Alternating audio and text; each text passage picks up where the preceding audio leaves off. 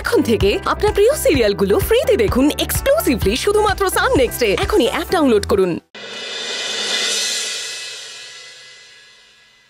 মিহি, তোজো,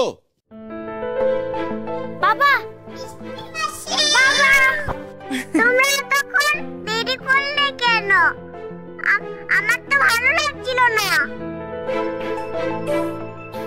মা, তুমি জানো মিহি তোমার কথা ভেবে কাঁদছিল।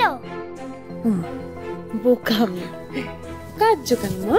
আমি তো কাজে গিয়েছিলাম। জানো তো, তাই বলে এত দেরি? আমি তোমায় খুব মিস করছিলাম। আমি তোমাদেরকে বলেছিলাম না তোমাদের ওই একটা ঠাম্মির কথা? ওই ঠাম্মিটা জানো তো খুব অসুস্থ, খুব। তাই তো আমরা দুজনে গিয়েছিলাম তাকে হসপিটালে ভর্তি করতে। তাকে হসপিটালে ভর্তি করে আমরা এলাম।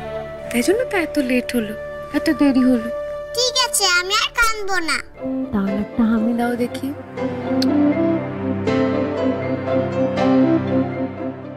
অনেক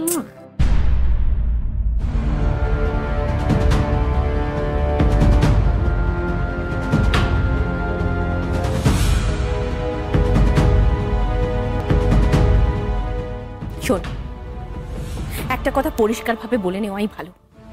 মিহি যেমন তোর মেয়ে, তেমনি মিহি আমার নাতনি। হ্যাঁ, তুই হয়তো ভাববি যে আমি এত কথা কেন বলছি, কিন্তু তোকে একটা কথা আমি পরিষ্কারভাবে বলে দিতে চাই। মিহি যদি কোনো রকম কষ্ট পায় তাহলে কিন্তু আমি চুপ করে থাকবো না। আমি কিচ্ছু বলছি না, চুপ করে আছি, যা ইচ্ছে তাই করছিস, তার মানে এই নয় যে আমি কোনোদিন কিছু বলতে পারবো না। বউকে সঙ্গ দিতে গিয়ে বউয়ের মোহে পড়ে তুই মেয়েটাকে অবহেলা করছিস। ছি ছি ছি ছি ছি, তুই এত বদলে গেলি আমি ভাবতেও পারছি না। ছি মা, তুমি এসব কি বলছো বলো তো? চুপ কর তো, একদম চুপ কর। সব বুঝি আমি।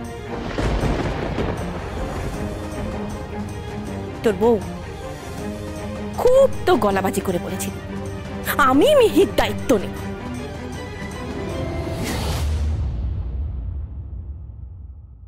একটা কথা শুনে রাখ, সবাই কান খুলে শুনে রাখলে ভালো হয়।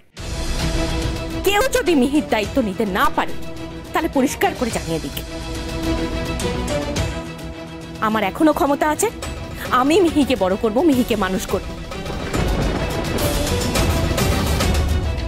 কিন্তু রায় চৌধুরী বাড়ির মেয়ে আমার নাতনি অনাদরে অবহেলায় বড় হবে, সেটা আমি কিছুতেই মেনে নিতে পারবো না। অনেক